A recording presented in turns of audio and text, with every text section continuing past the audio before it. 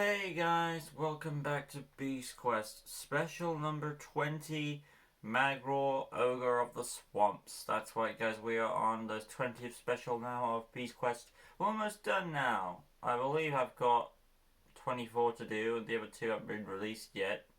And we're officially done. So, yeah.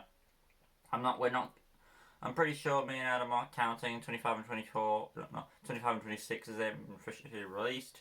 But apart from that, we are doing the 34 specials. So, yeah. That was the deal.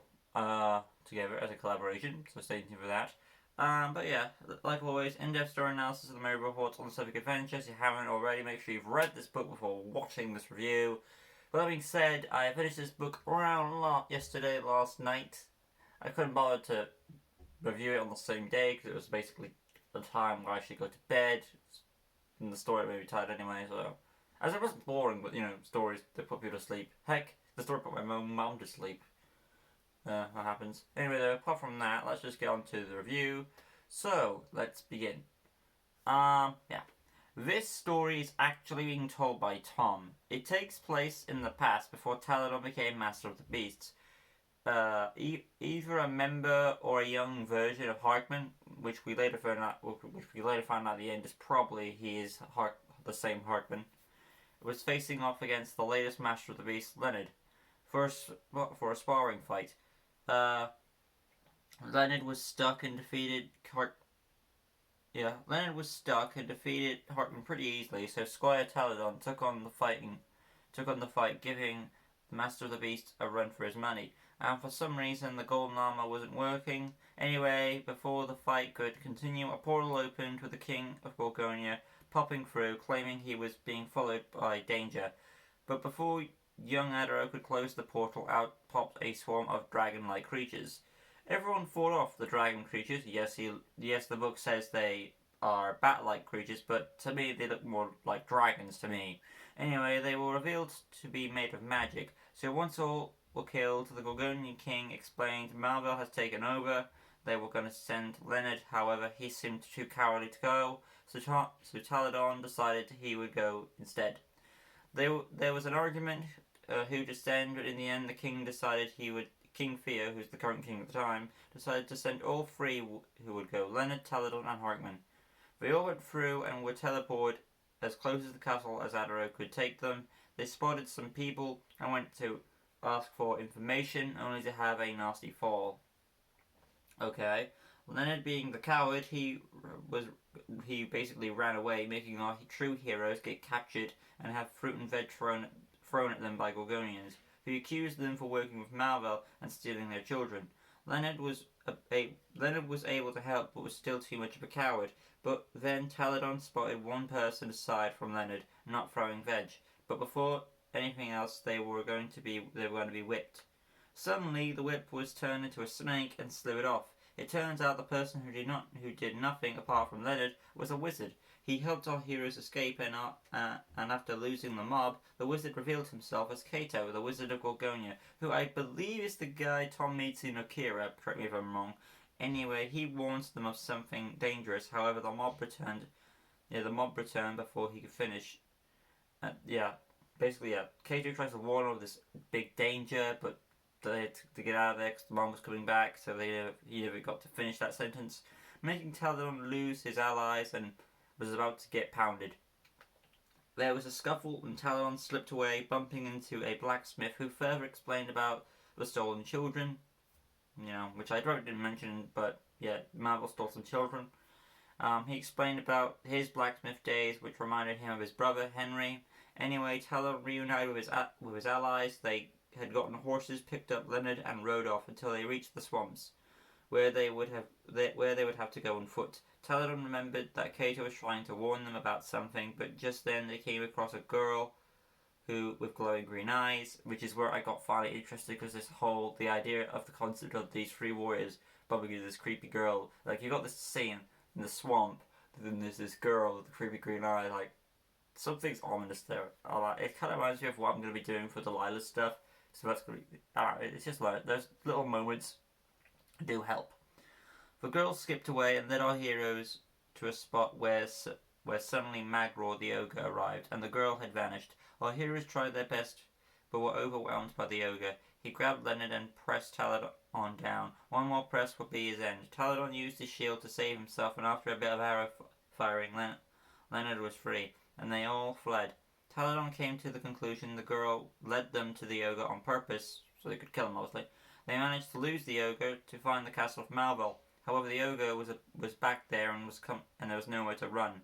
With no other options, everyone jumped into the moat that surrounded the castle. They took a deep breath and found a secret passage to get inside.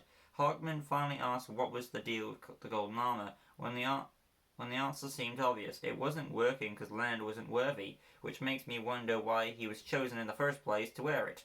Anyway, our team pressed on where they found the children, and it was revealed Malvel had enslaved them with magic. The wizard arrived and ordered them to attack our heroes. Before our heroes were outnumbered, Taladon leaped over everyone's head, snagging the pendant that Malvel used to control the kids. Now free from the spell, Malvel was locked up in his own cell. Cell, I rhymed there. Anyway, Malvel warned this wasn't over, as the beast was still to go.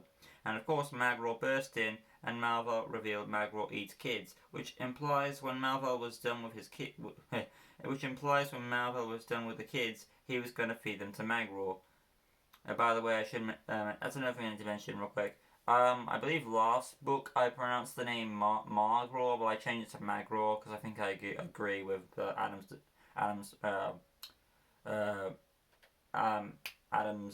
what's the word? Oh, what's it doing? Alteration of the name. Pronunciation. That's it. I think Adam Phone's pronunciation makes more sense. Anyway. Taladon didn't want the children to get hurt, so he led Magror away, making him go up some stairs, through a corridor, and out to a up some stairs, through a corridor, and out to the courtyard. However, despite all that, Magror had smelt another child and was planning to eat him. Taladon jumped in to save the boy's life, and despite his best efforts to save himself, Now he was the one who's going to die. Everyone arrived and sadly had to witness this. Even Malvel, who was chained by our heroes, but now seeing this, he's ready for a victory. However, the golden armor transferred to Taladon, big surprise, as he was proven now to be worthy of the armor's power. The powers now worked, so Magror was caught off guard, attacked by these surprising new abilities. Taladon ordered everyone to escape through the drawbridge as he fended off against Magror. When all across, Magror now fully ticked. When all the people were across, Magror was now fully ticked off and used a chain to crush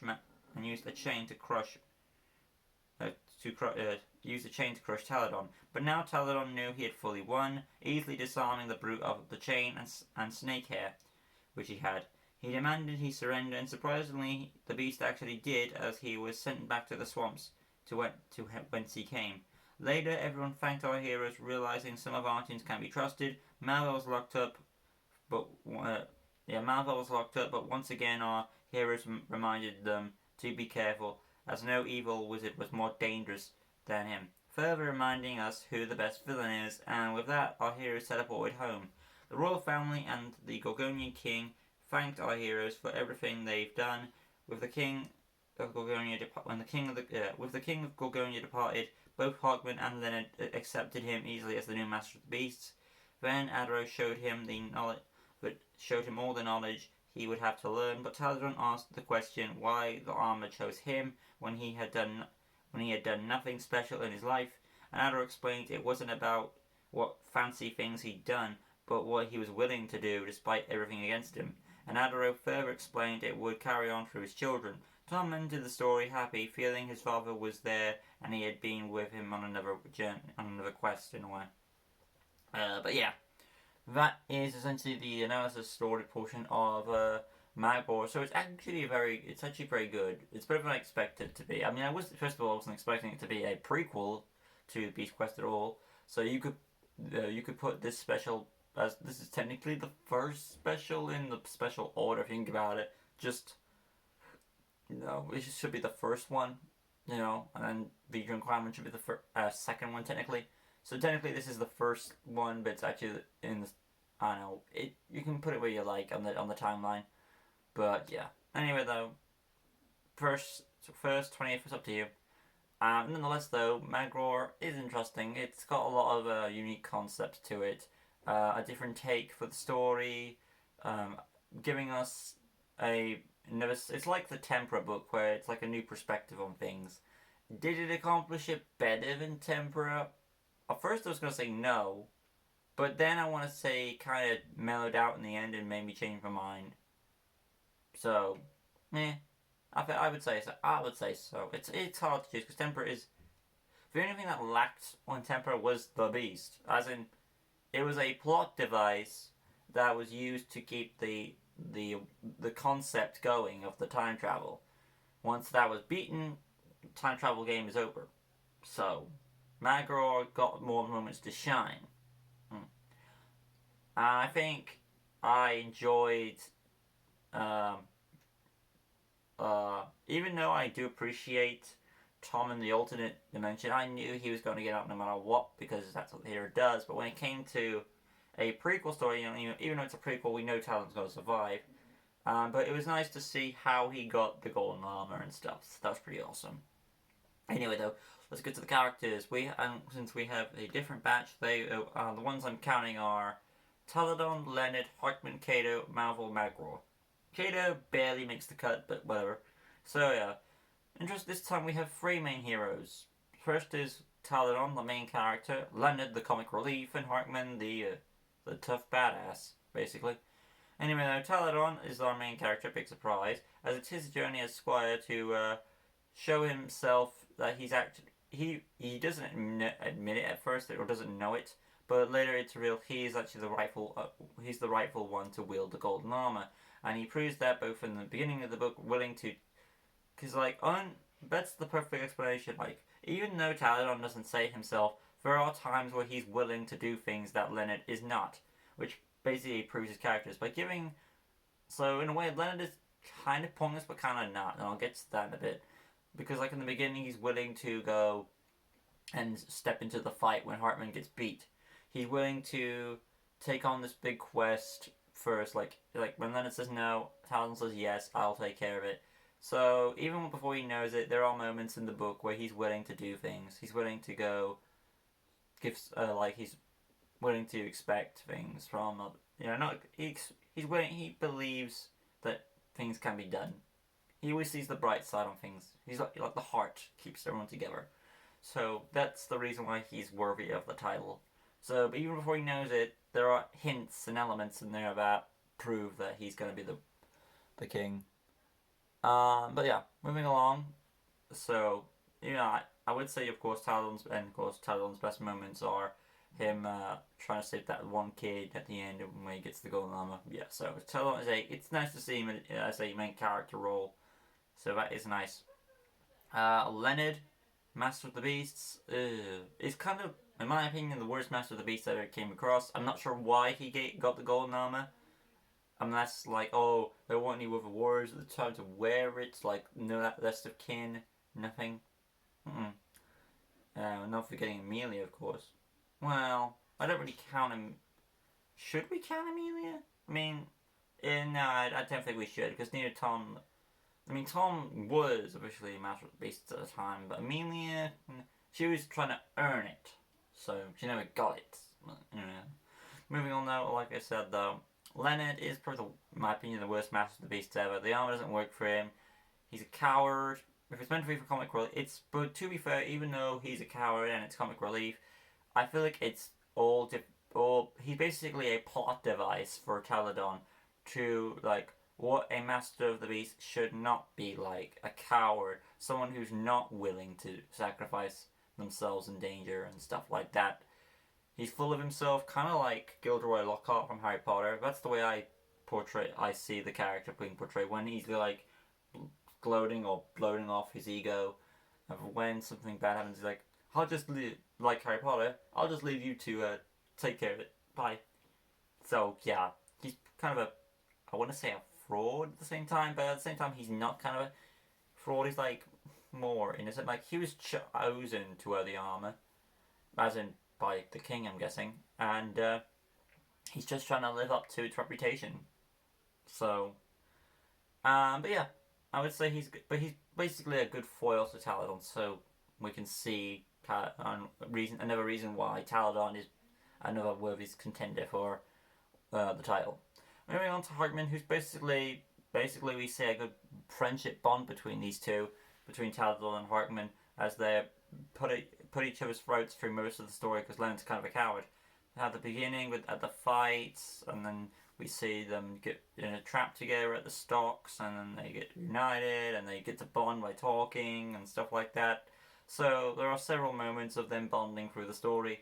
So it's nice to see a good friendship camaraderie there.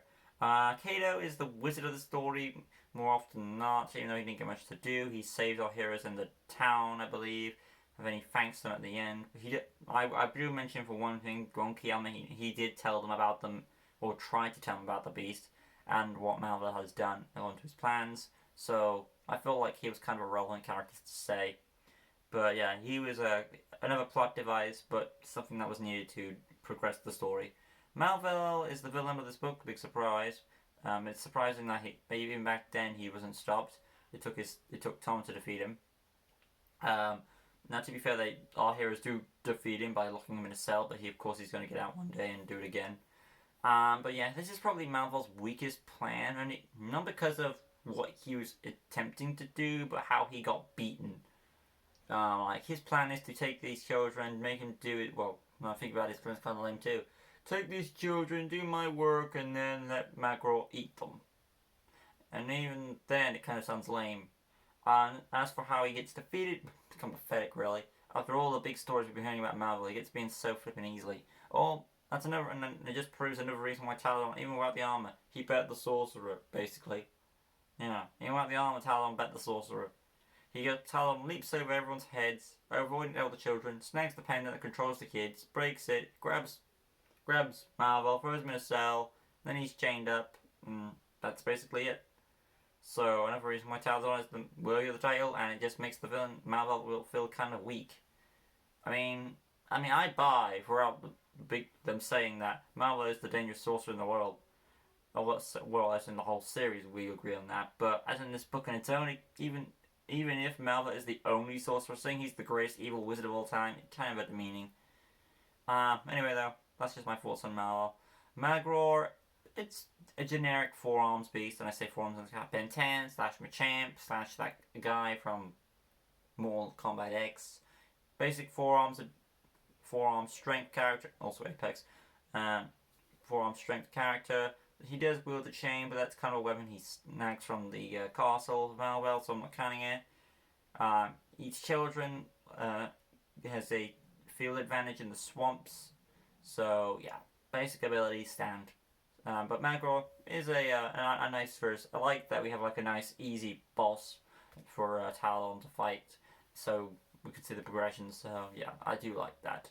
And to be fair, Magror is one of the very few beasts who accepts giving up and goes back home. I don't think he actually dies. He just gets teleported back to his place because he quits. That's just the way I see it anyway. Again, Magror isn't really... I wouldn't say Magror is evil. I would say he's just hungry, that's all. So that's just my opinion on the matter. And Malvel is willing to feed him the children. But yeah, there is my thoughts on Magror, Ogre of the Swamps. It was a bit of a surprising book for me. So I enjoyed it. Yeah, I'll say that. But yeah, that's it for the story. Hopefully you guys enjoyed it. If you did, smash the like button, subscribe, that good stuff. Hit notification bell right corner down below so you can stay in tune with all LEGO DC Series custom builds, various other content on my channel. Join us next time as I continue on the customs LEGO DC Series custom builds and the next awesome exciting wait, I went to LEGO, didn't I? Join us next time on Beast Quest reviews, but the next Beast Quest book I'll be reviewing is Verak, the Storm King, so stay tuned for that one. That is Special 21 next, and I'm getting close to the end of wrapping all these up, so that's awesome, so I can finally do the collaboration with Adam soon. But yeah, I'll see you guys next video. Of course, yeah, I won't say about the next Q&A stuff, because I can say that in other live stream videos, which I'll probably do today. And I want to keep this video a bit short on the wrap up here because my camera might get too much footage. But yeah, that'll be it from me. I'll see you guys in the next one. So next time, like always, peace.